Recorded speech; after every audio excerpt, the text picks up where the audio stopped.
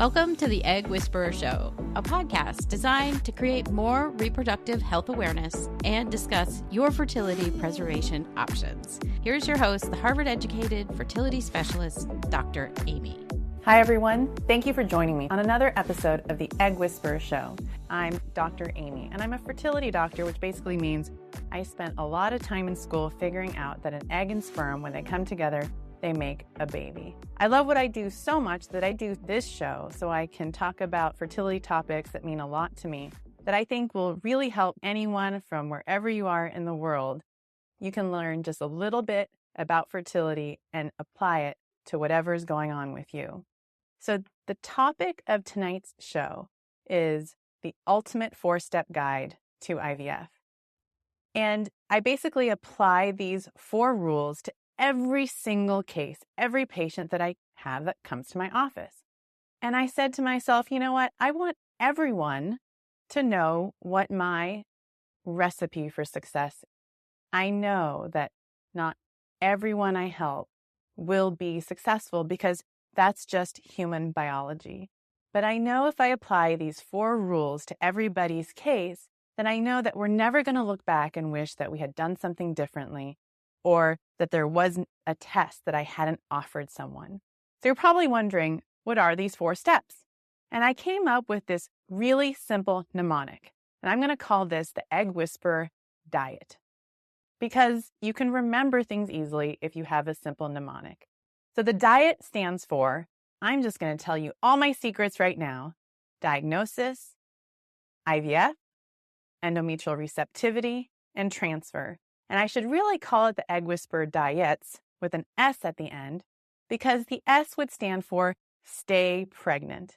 Because certainly not only do we worry about getting pregnant, but when you're a patient who has struggled so much for a pregnancy, you're always going to be worried, especially in the first trimester and even beyond, about whether you're going to stay pregnant. So the S is about staying pregnant and being able to also carry a pregnancy to term.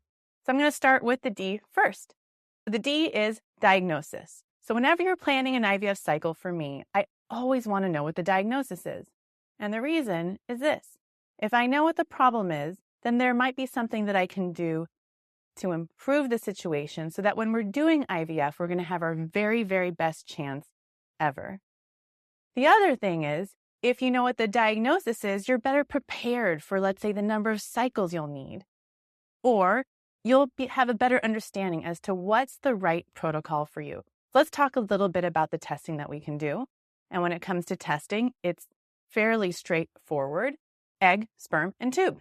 It takes 3 things to have a baby: egg, sperm, and fallopian tube. So you kind of want to understand all 3 things going into an IVF cycle, or at some point even before transfer. And I'll talk about those 3 things right now, starting with eggs.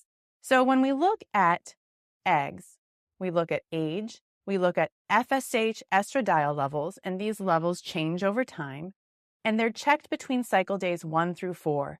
And they give us a really good idea as to what's going on with your fertility and how strong your eggs are. Certainly, you're not a number. And just because you have one level that shows something doesn't mean that that defines you. But these are extremely useful diagnostic tools. And if we look at these levels over time, you'll have a really good picture as to what's going on with your fertility. So you go into your IVF cycle with your eyes wide open, understanding full well what the expectations should be.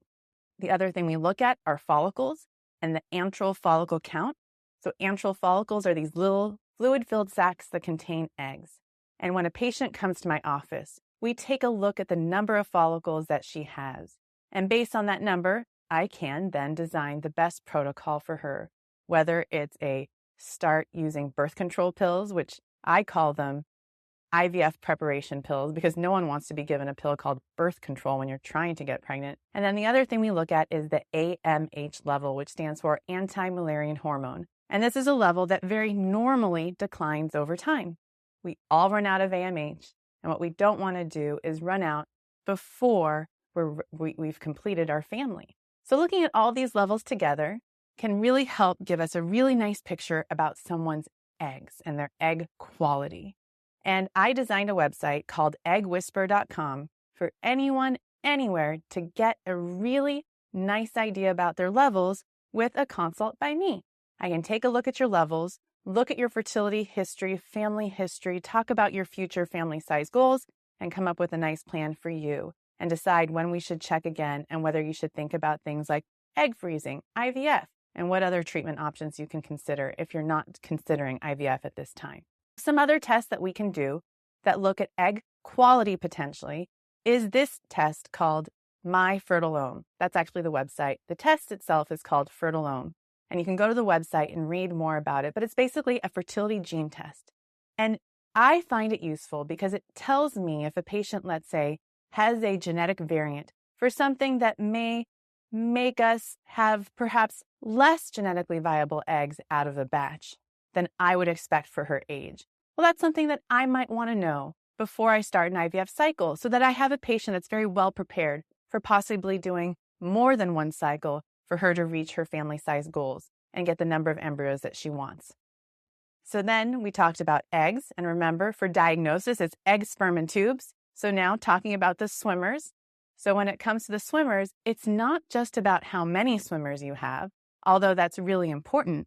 But when you're doing IVF, it literally just takes one egg and one sperm cell to make an embryo. And so there are a number of tests that I like to talk to patients about. So depending on where you live, it may not be so easy to get a really detailed semen analysis. Well, there's a company called ReproSource, and they offer a test called the Home Collection Kit. It's a temperature-controlled kit that gets shipped to your home, and then you basically do your thing in a cup and then send the sample off, and I get a very detailed report looking at things just as if you had gone to an IVF lab, looking at the shape of the head of the sperm, neck of the sperm, tail of the sperm, looking at round cells, all the same things that you would have done at an IVF lab. This report will provide the same amount of information. It's a great test, especially for really busy people or people who do not live close to an IVF center to get a really good analysis done. Another test is called Epsona. So they look at epigenetics of sperm. They look at actual genetic locations in the sperm cells that may make embryo development less efficient, might cause miscarriages.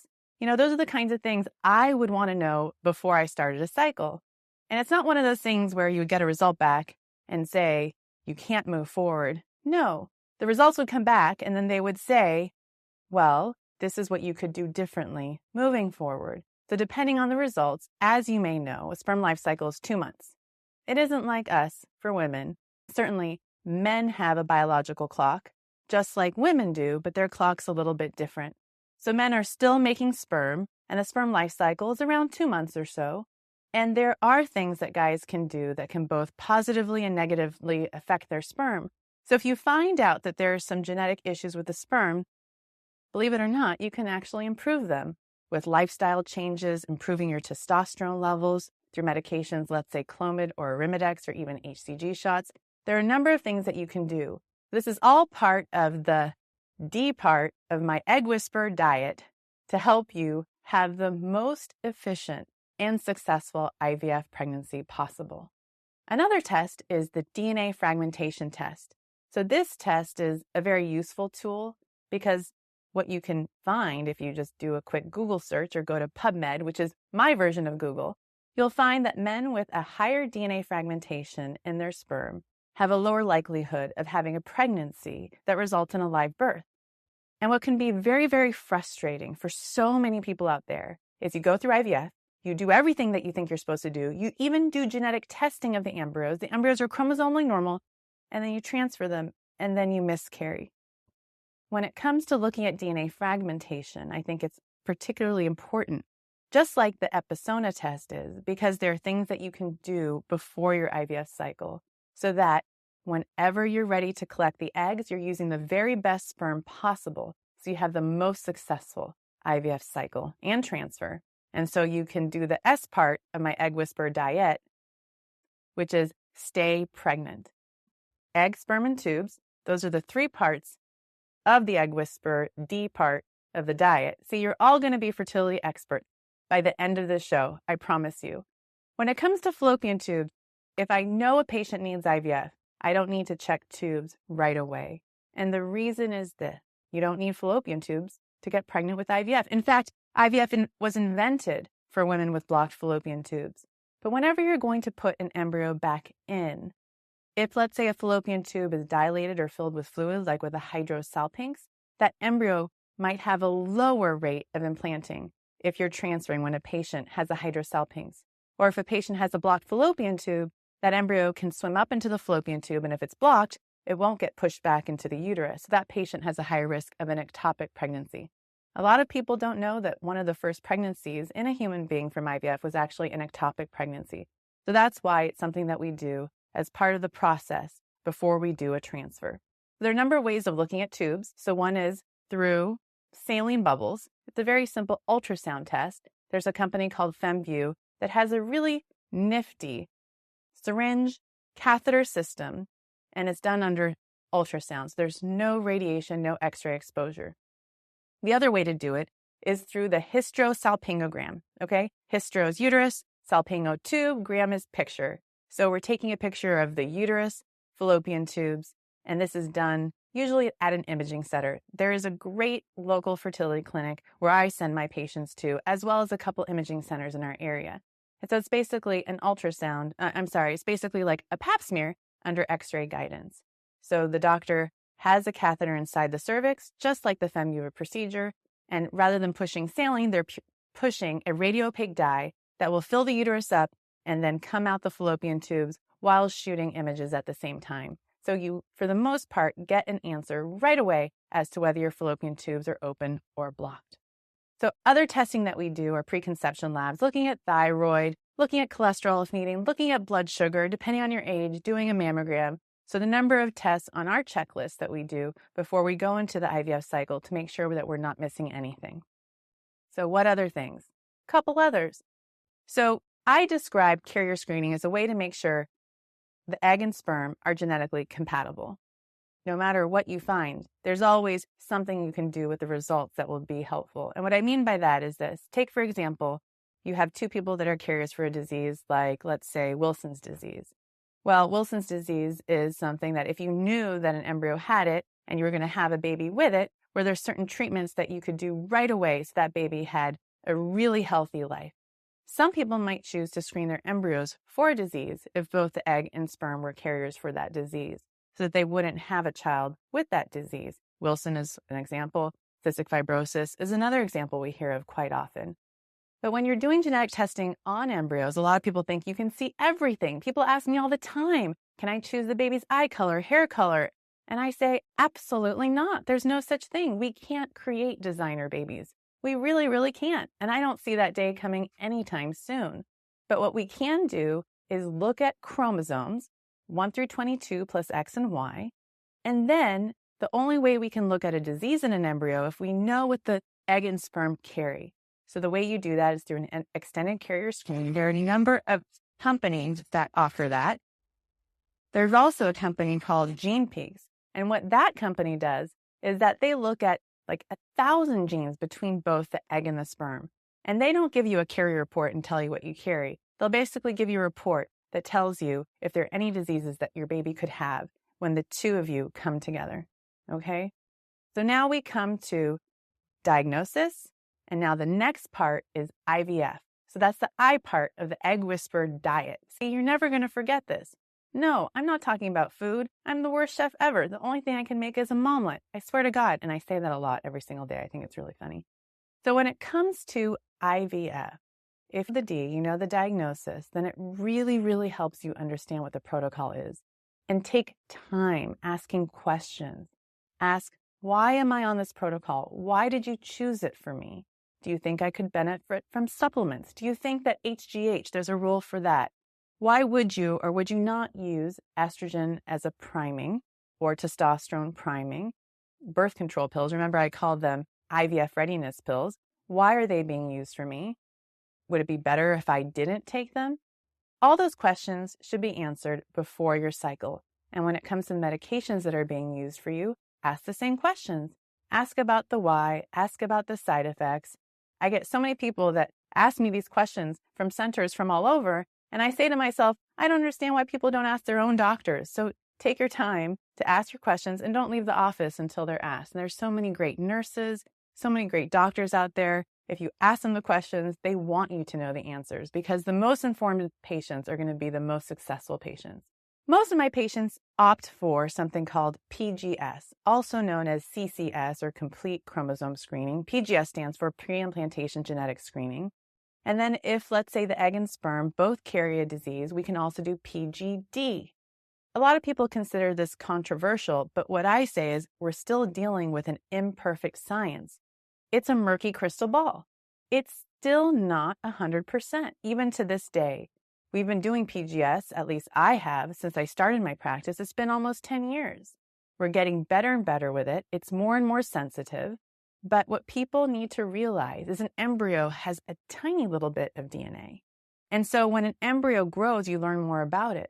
And I've had cases myself where I've had patients where I thought I transferred a normal embryo. It's happened 3 or 4 times in the last 10 years. And the patient miscarried. And then I actually tested the pregnancy. And the pregnancy was actually chromosomally abnormal. And people would say to me, well, how does this happen? And what I say is this is exactly why I test it. I test it both when I transfer it, and if something doesn't work, I still want to know why. And what it just shows is that while the technology is good, we know from studies that pregnancy rates are higher and miscarriage rates are lower. It's still not perfect. So I recommend that everyone who's going to do it consider a genetic consultation so that they can learn about the technology that their doctor is using for them, and then talk to the genetic counselor at that company to learn about the limitations before you do it. The other thing my patients benefit from is something called the mito score. The mito score is a mitochondrial DNA count that tells me about the implantation rate of each embryo. So if you didn't know that something like this existed, well, how would you know that you could even ask for it? So again, ask questions, talk to your doctor, see if this is something that would be right for you to get from your genetic testing results. My patients get it. I want you to see if it's right for you as well. Okay? So we talked about the diagnosis, we talked about IVF, and the E part of diet is endometrial receptivity. And so I consider receptivity like your evite for your embryo. You want to send your embryo an invitation to implant at the very perfect time. But how would you know what time to tell the embryo to show up unless you did very specific testing? So if I have a patient that has so many embryos, well, sometimes we just transfer. We transfer, and most of the time, everything works out great. But the average age of my patient is about 39 or more. And what this means is most patients usually get, at best, 1 or 2 genetically normal embryos in a batch. And you can imagine if you have only 1 or 2 embryos, you would want to do everything possible to give each embryo its very best chance. So that's why I like to do endometrial receptivity testing in this sort of patient. I certainly offer it to everybody, but I make sure that patients who have 1 or 2 embryos or only the number of embryos they need for their future family size really know about these tests first. I can't imagine what it would feel like to do something, have it not work, and then have someone say, well, there were other tests that I could have done. Well, we're in 2017, almost 2018 now, and technology is always changing. And right now, these are the tests that we have. I wish there was one test that I could do that could just do all of this, but unfortunately, we still have to take a number of steps to get all these answers before we do a transfer. So the ERA test is one of the endometrial receptivity tests, stands for endometrial receptivity assay. I run my patients through a mock embryo transfer before their transfer, and that's basically taking the same medications that you would take for the transfer, combination of estrogen, and then estrogen and progesterone, and then we do a really gentle biopsy on the lining of the uterus, send cells off, and find out if I gave the patient the right number of hours of progesterone for them, right? It's basically the timestamp or the time for your evite for the embryo party. So the other test is looking at a hormone level or a protein called BCL6. It's a marker of inflammation and endometriosis in the lining of the uterus. So with that same biopsy that I do for the ERA test, I also send cells to this company as well. Just one biopsy, cells go into 2 little small containers, and I get results about 5 days later from the Receptiva test, about 2 weeks later from the ERA test, and then when a patient's period starts after the biopsy, we start meds again and get ready for transfer. So now that comes to the T part of the Egg Whisperer diet, transfer. So we talked about diagnosis, IVF, endometrial receptivity, and last but not least, transferring. So now you're at your transfer day, okay? So what are you not going to do? You're not going to transfer on a day that's super stressful. Maybe you have visitors in town. Maybe you have 7 visitors in town. Maybe you have your boss coming. Maybe you're the CEO of a company and you have investors in town the next day for you to present to. That's not the ideal situation. So when it comes to transferring, I want you to be like this person over here in the water, totally chill. And I want you to do everything possible to be as relaxed as possible, as zen as possible, and as positive as possible. Because when I transfer, I always tell my patients, reserve a little bit of your heart in case it doesn't work. But I truly believe every transfer I do is going to work. And the other sort of outlook I have is whether it works or not, we have to be okay. And there's always going to be a plan if something doesn't work. And when patients have transfers that don't work, I certainly bring them in and we go through everything and talk about why potentially it didn't work so that we can be as informed as possible going into the next transfer. But a couple of things that you can do to be as relaxed as possible for transfer is use calm apps like calm.com, calm.com, ferticom.com. It sounds funny for me to say that. Say that 10 times. Other apps would be Circle and Bloom. And then certainly acupuncture. One of my dear friends, Dr. Laura Shaheen, has written a great book about acupuncture called Planting the Seeds of Pregnancy. And it really provides a really nice explanation as to why people should consider acupuncture, not only for fertility, but I also think acupuncture helps in all things medically related, but especially in the first trimester of pregnancy. When you're feeling super sick and you want to puke all the time, believe it or not, acupuncture treatments can lower your symptoms of nausea. So that's also something to consider. So that's my Egg Whisperer diet. It's really as simple as that. Those are the 4 steps to my ultimate IVF guide. Is it that easy? I know it isn't. If you go through all those steps, you're talking about lots of blood draws. You're talking about lots of ultrasounds, tests, and certainly cost. But the cost of going through an IVF cycle that doesn't work, the emotional cost, it's high.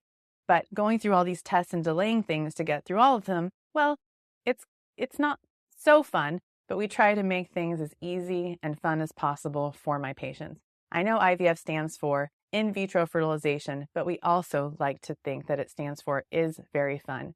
At least it is in my office. At the end of the day, I want everyone to ask questions. And if you missed a show, you can go to my YouTube channel and subscribe. So thank you again for tuning in tonight. We'll see you soon. Thank you so much for listening and for making the Egg Whisperer Show part of your routine. For show notes and full transcripts, visit draimee.org and click on the blog tab. While you're there, you can sign up for the Egg Whisperer newsletter and explore Dr. Aimee's online fertility classes at the Egg Whisperer School. You can also follow Dr. Aimee and the Egg Whisperer Show on TikTok, Instagram, Facebook, and X, and find full-length videos of each episode on YouTube. Be sure and follow the Egg Whisperer Show on your favorite podcasting app. And if you enjoyed this episode, please leave a review. Thank you again for joining us, and until next time, keep sparkling.